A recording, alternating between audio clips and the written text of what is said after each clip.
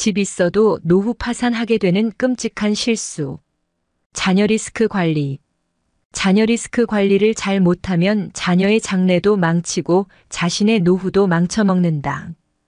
2023년 6월 기준으로 우리나라 2030세대 중에서 그냥 쉬는 사람, 일을 하지도 않고 일을 구할 생각도 안 하고 그냥 쉬는 2030세대가 61만 300명이다. 근데 이 중에 70%는 생활비를 부모한테 의존하고 있다고 한다. 소위 말하는 캥거루족이다. 끝이 없다. 2030만 문내가 아니라 이 사람들이 성인이 되어도 똑같다.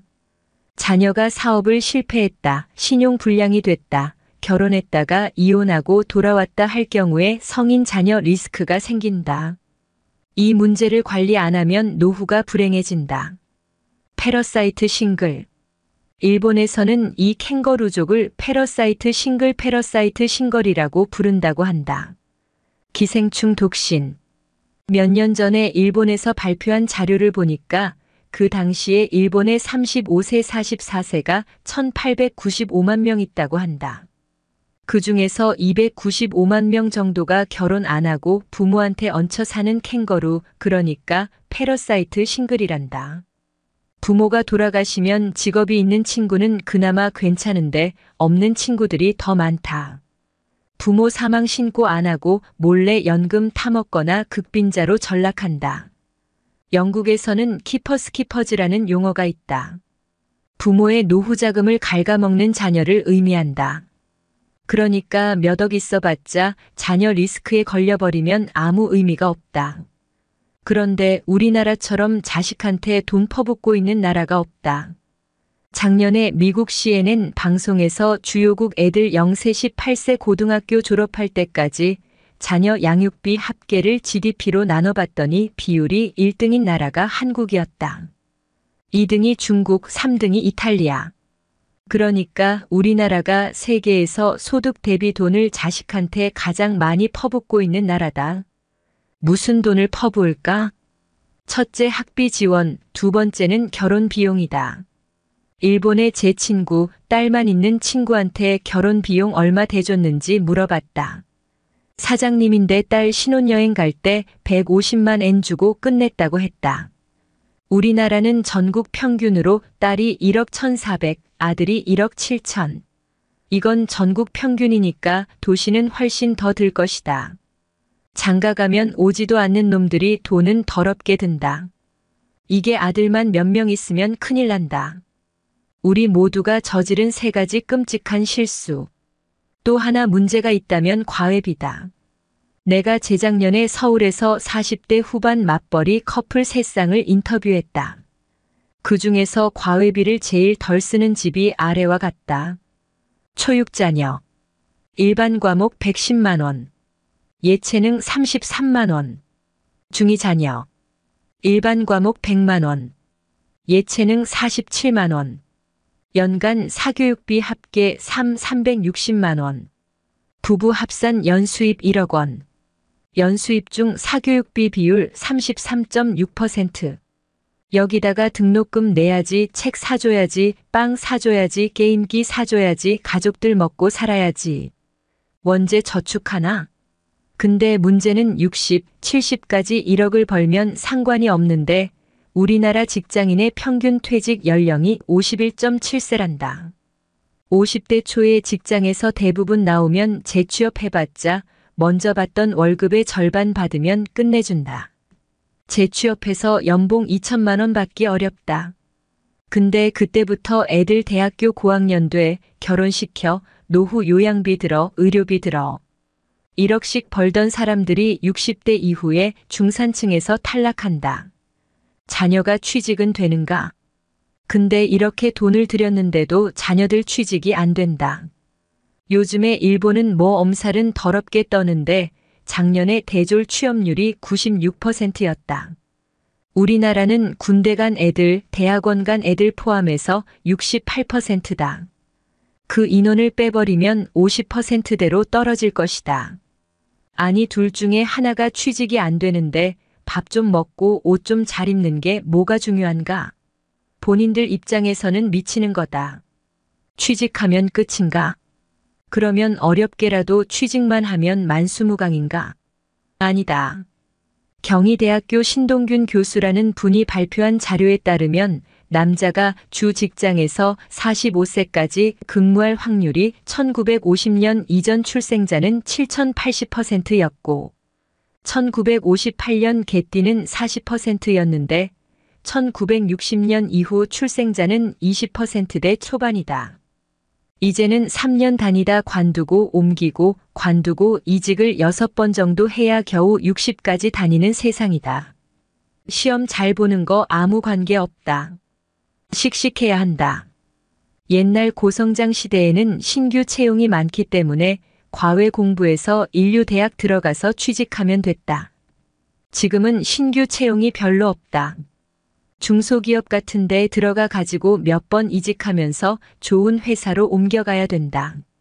옮겨갈 때 좋은 회사에서는 학벌, 스펙을 보지 않고 이 친구가 우리가 시키려고 하는 일을 잘하는가 못하는가 하는 전문성을 본다. 둘째는 평판. 한마디로 싸가지가 있는가 없는가를 본다. 요즘 대기업의 인사 담당자들이 자기들끼리 모여서 속지 말자, 학벌, 다시 보자, 스펙 그런다고 한다. 얼마나 속았으면 그러겠는가? 변호사는 안전한가? 실제로 과외 공부해서 좋은 대학 나와서 변호사가 돼도 마찬가지다. 내가 놀란 게 얼마 전에 우리 업계에서 사내 변호사 한 명을 뽑는데 변호사가 50명이 몰렸다고 한다. 왜 그럴까? 우리나라 변호사 1번 등록이 1906년에 나왔다고 한다. 1만 번째 등록이 2006년에 나왔다. 변호사가 10,000명으로 드러나는데 100년이 걸렸다. 이때 변호사는 끝내줬다. 귀하니까. 근데 또 1만 명 늘어났는데 8년 또 1만 명 늘어났는데 5년 지금은 변호사가 33,000명 시대라고 한다. 변호사가 일이 없으니까 세무사, 법무사 일 뺏는다고 난리다. 지금 의대 정원 늘리라고 난리인데 정원 늘려놓으면 마찬가지다. 이제는 안전한 직업이 없다. 우리도 우리 애들도 이 시대에 맞는 제대로 된 직업관을 가져야 한다. 경상남도 거창고등학교 유명한데 거기 강당에 직업 10계명이 있다. 1월급이 적은 쪽을 택하라. 이내가 원하는 곳이 아니라 나를 필요로 하는 곳을 택하라. 3승진의 기회가 거의 없는 곳을 택하라. 4. 모든 조건이 갖추어진 곳을 피하고 처음부터 시작해야 하는 황무지를 택하라.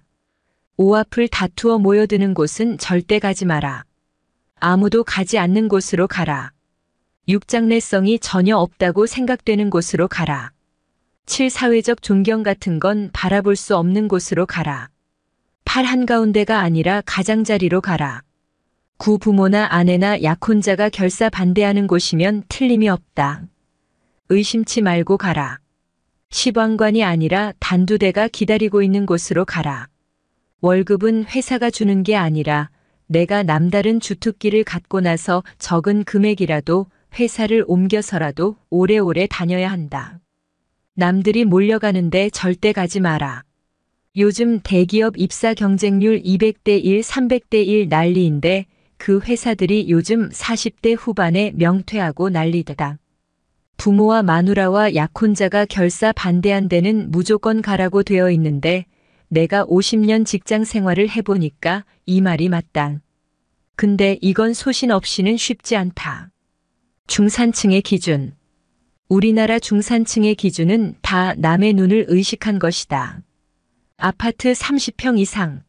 아파트의 평수가 신분의 상징이다.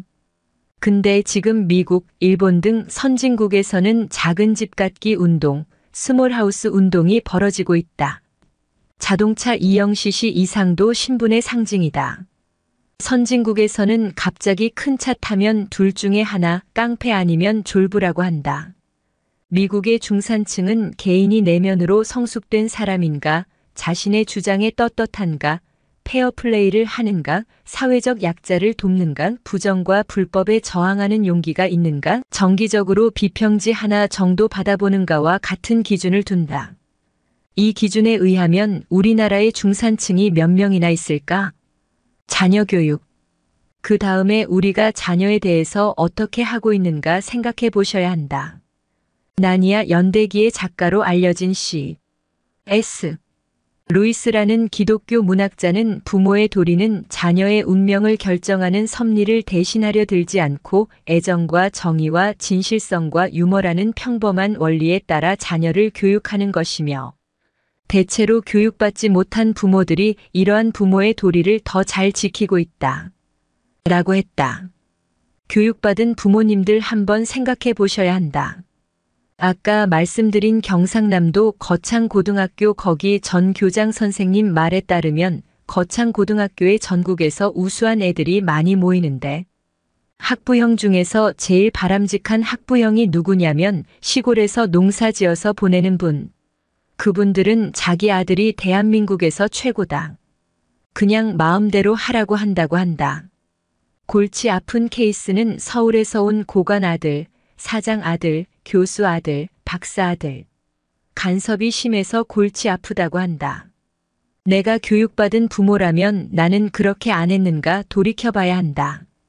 우리가 애들에게 영어, 수학 말고 가르친 게 있는가, 돈 관리를 가르쳤는가, 경제적 자료를 가르쳤는가 돌아봐야 한다. 경제금융교육. 막말로 영어, 수학은 못해도 밥 먹고 사는데 돈 관리, 경제적 자립 이거 모르면 평생 고생한다.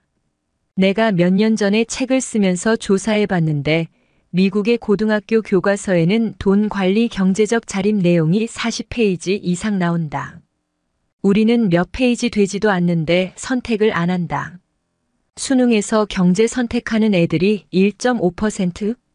배우질 않으니까 대학을 졸업해도 저축이라는 말과 투자라는 말이 어떻게 다른지도 모른다. 미국에서는 중학교만 제대로 나오면 아는데 학교에서 가르치지 않으면 부모라도 가르쳐야지. 그래서 애도 망쳐먹지 않고 아낀 돈으로 자기 노후 대비를 해야 한다. 이게 자녀 리스크를 관리하는 거다. 당신은 건강하십니까? 한국인의 60%는 아니요. 병원비, 간병비를 나이 들어서 많이 줄여야 한다. 그러려면 건강해야 한다. 근데 젊을 때 건강하던 분이 나이 들어가지고 암에 걸리고 심혈관 질환까지. 깜짝깜짝 놀란다. 나도 지난 10몇 년 사이에 부부가 암에 걸렸다. 미국, 일본에서 퇴직한 분들에게 생활비가 퇴직 후에 줄었는지 물어봤더니 3,040%는 퇴직 후 생활비가 줄지 않았다고 했다. 병원비, 간병비 때문이다. 일본 내각부라고 하는 데서 주요국의 60세 이상 고령자 대상으로 앙케이트 조사를 한 적이 있다. 당신은 지금 건강하십니까? 그랬더니 미국, 일본 선진국에서는 6,070%가 건강합니다라고 답했는데 우리나라 노인들 중에서는 그렇게 대답한 비율이 40%밖에 안 된다. 왜 그럴까? 우리는 험한 인생을 살아왔기 때문이다. 언제 아플지 치료비가 얼마 들지 모르는 이 건강 리스크는 뭔가 중대질병보험 하나 들어가지고 대응을 해야 된다. 우리가 100세 인생이 꿈이 아니다. 얼마 전에 자료를 보니까 일본은 평균 수명이 남자가 81세, 여자가 87세인데 우리나라는 남자가 80세, 여자가 86세라서 1년 차이가 난다. 근데 몇 년이 지나면 우리가 일본을 제끼고 세계에서 최장수 국가가 된다고 한다. 왜 그런가 봤더니 건강보험이 우리나라처럼 보급이 잘 된 나라가 없다는 것이다. 지금 미국, 캐나다 이민 갔던 노인분들 중에 돌아오는 분이 많다.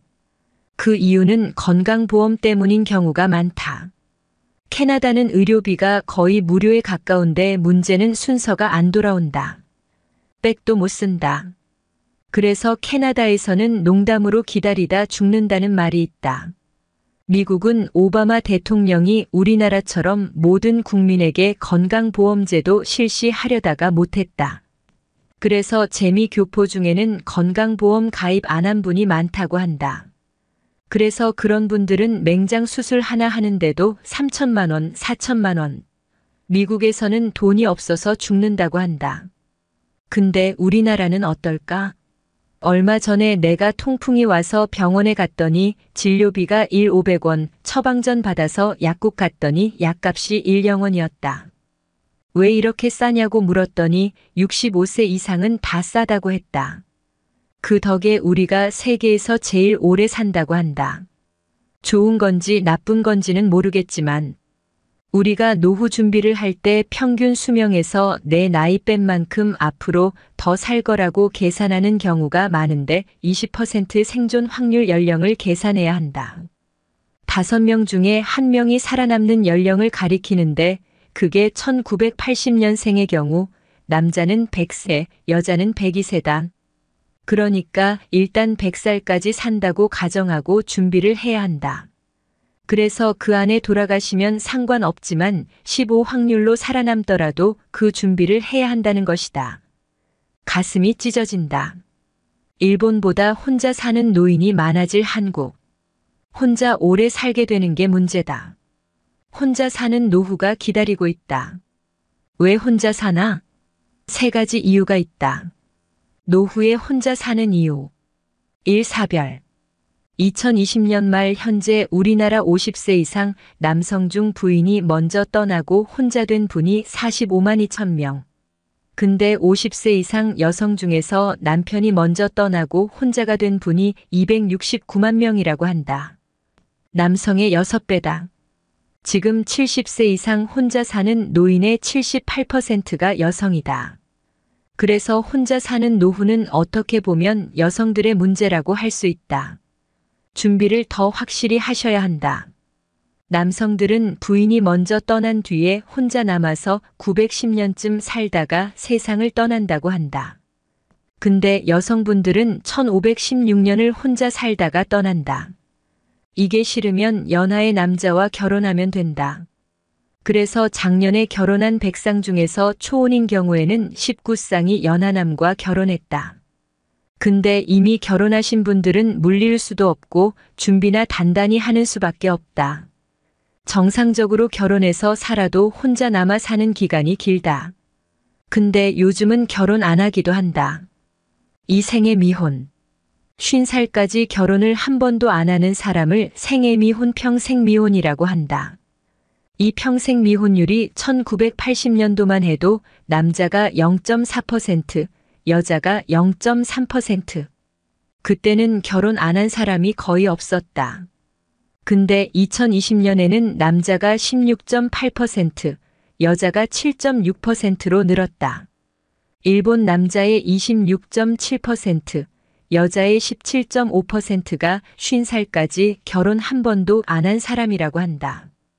우리도 2040년이 되면 남자는 38%, 여자는 25%가 결혼 한 번도 안 하고 갈 거라고 한다. 내 아들, 딸들이 이 안에 들어갈 것이다. 그러면 생각해 봐야 한다. 옛날에 우리 세대는 왜 다들 결혼을 했을까? 그땐 결혼을 하면 부모 밑에 있을 때보다 좋아질 확률이 높았다. 한 방에 형제 우글우글 살다가 결혼하면 셋방살이 하더라도 단둘이 산다. 이불도 새겁고. 근데 요즘 애들이 결혼해서 부모 밑에 있을 때보다 좋아질 확률이 거의 없다. 아니 부잣집 도련님 하다가 가난한 집에 가라고 하면 가고 싶겠나? 나중에 후회하지 마시고 이놈들이 고등학교만 졸업하면 그냥 무조건 내쫓아서 불편하게 만들어야 한다. 안 나간다면 돈을 받든지. 뭔가 특단의 조치가 없는 한 이 생의 미혼을 늘어나는 걸 막을 수가 없게 돼 있다. 3. 황혼 이혼. 1970년대만 해도 연평균 이혼 건수가 1만 5천 건 정도였는데 2020년에는 10만 2천 건. 옛날에는 결혼해서 4년 이내 신혼 이혼의 비율이 높았는데 2021년에는 결혼해서 20년 이상 된 중년 이혼, 황혼 이혼의 비율이 39%. 지금 결혼 기간별로 볼 때 비율이 제일 높은 게 중년 황혼 이혼이다. 이걸 조심해야 한다. 2020년 그 무렵에 일본에서 황혼이혼 얘기가 많이 나오길래 일본이 황혼이혼 대국인 줄 알았는데 이혼율 자체가 우리가 일본보다 높다. 아시아에서 우리가 이혼율이 1등이다. 일본은 아직도 신혼이혼의 비율이 높은데 우리나라는 중년 황혼 이혼의 비율이 제일 높다.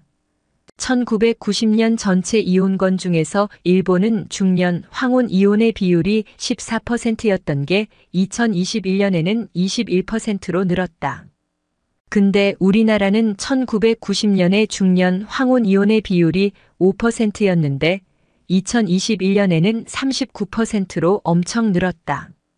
우리가 알아야 할 것은 노후에 파산하는 경우가 5가지가 있다는 것이다. 노후에 파산하는 5가지 경우. 1. 은퇴 창업 실패. 2. 금융 사기. 3. 중대 질병. 4. 성인 자녀. 5. 황혼 이혼. 황혼 이혼하게 되면 재산을 절반을 나누게 된다. 그럼 파산한다. 근데 지금 우리나라 황혼 이혼 비율이 높으니까 앞으로 자신은 어떻게 해야 할지 생각해 보셔야 한다. 지금 우리나라 황혼 이혼 비율이 높은데 가족은 해체가 되고 노인 동거. 시골 가보면 마을회관에 노인들이 모여 산다. 그리고 취미 같은 사람, 같은 동네 사는 사람. 자식들보다도 새로운 유연사회에서 만나는 사람들이 더 소중해진다. 앞으로는 새로운 유연사회에서 노후에 서로 사귈 수 있는 그런 사람들을 많이 알아둬야 한다. 2021년에 젊은 사람 혼자 사는 1인 가구, 독거노인 1인 가구에서 우리나라 1인 가구 비율이 33%이다. 유럽 가면 훨씬 높다. 스웨덴은 전국 평균 57%, 수도 스톡홀름은 60%. 전 세계가 혼자 산다. 스웨덴은 우리보다도 우울하고 불행한 나라일 것 같지만 스웨덴은 세계에서 7번째로 행복한 나라라고 한다. 혼자 살더라도 연금이 발달되어 있어서 죽을 때까지 먹고 살 걱정이 없는 것이다. 혼자 살더라도 지역사회, 새로운 유연사회에서 외롭지 않게 행복을 찾는 방법을 미리미리 준비했기 때문. 내가 10몇 년 전에 일본의 책방에 가니까 혼자 사는 노후에 대한 책들이 쫙 깔려 있었다. 근데 요즘은 우리나라도 혼자 사는 삶에 대한 책이 화제의 책 코너에 20권 있다. 남자들은 같이 살다가 부인이 먼저 떠나면 갑자기 심약해진다고 한다. 그래서 3년 이내에 돌아가실 확률이 높다고 한다. 부인이 돌아가셨는데 10년 이상 사는 남자는 아주 독한 남자라고 한다. 근데 반대로 여자들은 같이 살다가 남편이 먼저 돌아가시면 의리상 한 달 슬퍼하고 그 다음부터는 오히려 귀찮은 존재가 없어져 가지고 15년 이상 산다고 한다. 이런 책이 지금 일본에서 70만 부, 100만 부씩 팔리고 있고 우리가 뒤따라가고 있다. 왜 그럴까? 혼자 사는 노후가 기다리고 있기 때문이다. 재수 없으면 100살까지 산다. 가장 확실한 노후 준비는 누구든지 혼자가 될 수 있으니까 준비가 필요한데 제일 중요한 건 먹고 살아야 되니까 연금이 있어야 한다. 젊을 때부터 연금 준비를 잘해야 한다. 그리고 우리나라 국민 건강보험은 잘 돼 있으니까 중대질병보험 하나 들어두는 거, 그리고 가족이 아니더라도 지역사회, 새로운 유연사회에서 외롭지 않게 행복을 찾는 방법을 미리미리 준비하는 거, 그리고 대부분의 가정에서 남편 중심의 노후 준비를 하고 있는데 남편 먼저 떠나고 나서 혼자 남아서 10몇 년 살아야 되는 아내분을 배려한 노후 준비를 해야 한다. 얼마 전에 변호사 한 분이 돌아가셨다. 옛날에는 변호사가 돌아가시고 나면 여기저기 수임료로 땅 받은 것 두고도 자식들이 무지하게 싸우곤 하는데 그분은 본인 명의로 돼 있는 게 전화기 한 대밖에 없었다.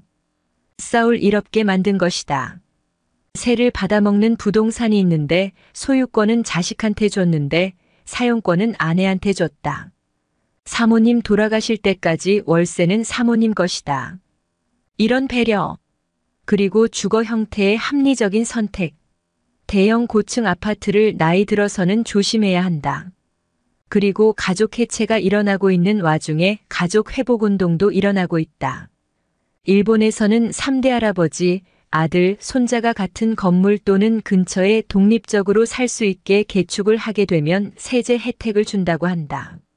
노인분이 큰 집에 혼자 살고 있으면 젊은 사람과 그룹 리빙, 공유 경제를 활성화시키기도 한다. 이런 문제도 한 번쯤은 생각할 필요가 있다. 지금 이웃나라 일본에서 간병, 돌봄을 개호라고 하는데 개호난민, 개호대란이 큰 문제다. 개호난민이란 후기 노령기에 들어가서 몸이 불편해서 누가 돌봐줘야 하는데 요양시설도 없고 요양인도 없는 걸 가리킨다. 우리나라는 중국 동포들이 와서 도와주는 분들이 많은데 그분들 안 오시게 되면 우리나라도 큰 문제다. 간병, 돌봄 난빈, 개호 난민이 늘어나는 이유는 고령자는 늘고 있다. 지금 우리나라는 베이비 부머 세대가 일본은 전부 다 후기 노령기에 거의 들어가 있다. 그러니까 우리나라는 지금 절벽 바로 직전에 있는 것이다. 우리도 베이비 부모 세대가 전부 후기 노령기에 들어가게 되면 문제가 커질 것이다. 그리고 시설이 없다. 짓지를 않으니까. 사람도 없다. 일본의 요양시설에 가보면 70대, 80대 건강한 시니어를 환영한다. 우리도 지금 일본 같은 사정이 10년 후에 나타날지 20년 후에 나타날지 모르지만 준비를 해야 된다. 이런 시설이 어디 있는가, 어떤 데가 좋은가, 그리고 뭔가 투자를 하든지 보험에 가입을 하든지 해가지고 충분한 노후 자금을 마련해야 된다.